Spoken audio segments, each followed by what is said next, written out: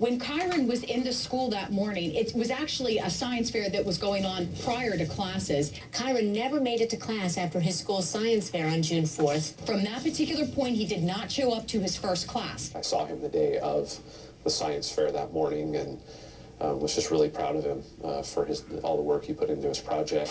Kyron, once again on the cover of People, this time with the headline, Stepmom in the Spotlight. Under a portrait of the family is a quote from Terry Horman's father. She's trying to be as cooperative as she can. I guess they think she's going to break. I can't speak to Terry's reaction a whole lot, but my reaction to it, photos of the things that were last seen associated with him that day. Straight back to Kevin Miller, investigative reporter. We are taking your calls. A torpedo tonight in the investigation into the disappearance of 7-year-old Kyron Horman, last seen by his stepmother walking him down the hall of his own elementary school. How many of us take our children to school and leave believing that everything will be okay? That afternoon, the stepmother and the father, the bio father, go to pick him up at the bus stop. He never gets off the bus. He never made it to his home room. We are taking your calls live, but first to Kevin Miller. Kevin, did we get any clarification?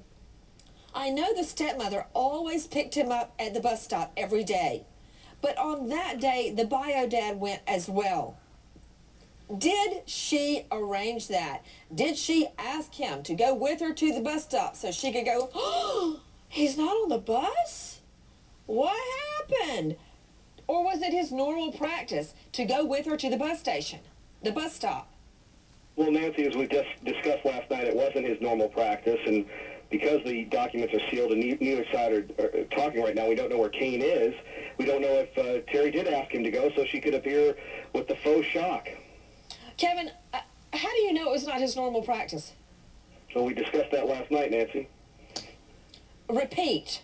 How do you know it was not the father's normal practice to go to the bus stop? Well, we talked about that last night, and again, he hasn't said that it wasn't. Okay, you just told me that he normally did not go to the bus stop, so I assume that you knew that to be a fact. Because it was unusual that day that he had stayed at home and worked from home. Okay, out to the lines, Barbara in West Virginia. Hi, Barbara. Hi. Hi, dear. What's your question? My question is, if there had been on the test that she took, if there had been any prior abuse alleged before, and for her DUI, do you think that maybe that Child Protective Services came into play to have Dad to move out of the house and get custody of his daughter? So, are you asking, do we think that there was prior abuse? I heard that the other night on your show. Okay, to James Pickens with Willamette Week newspaper, do we know anything about prior abuse? In the restraining order request that Kane filed with court, he cited an Oregon law to protect families from abuse. Specifically, the law says you can apply for these orders if there has been abuse or if there's the imminent threat of abuse to the children. What do we know, James Pitkin, about the prior DUI? Because with it was a reckless endangerment to children charge. That's right. That was in 2005. She blew nearly twice the legal limit here in Oregon, and she had her 11-year-old son from her first marriage in the car with her, hence the reckless charge. Where is the 11-year-old son? Is he living in the home with her? He was until this March, Nancy, and then she sent him down to Roseburg, a small town in southern Oregon, to live with her parents, his maternal grandparents. Why did she send her own son away? I went down to ask that of that child's father down in Roseburg. He said that the child was suffering in school here and butting heads with Kyron Horman, his stepdad, and so Terry decided to send him down.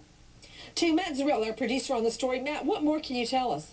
Well, the dynamic begins 8 months. The bio mom is 8 months pregnant. She files for divorce against Kyron Horman. A couple months later, they have shared custody, and what happens is she develops a medical condition. She needs to move to Canada. At that point, Kyron is living with the father alone. But because the father is busy with work, he imports Terry Horman. Terry Horman is a friend of the biological mother. She moves in to help look after Kyron.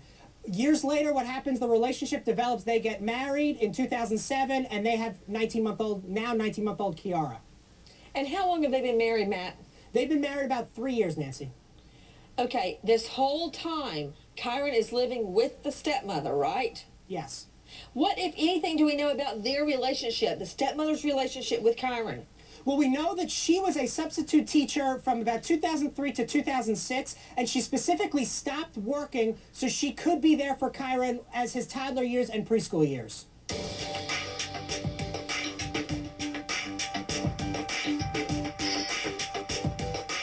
I just had this overwhelming feeling of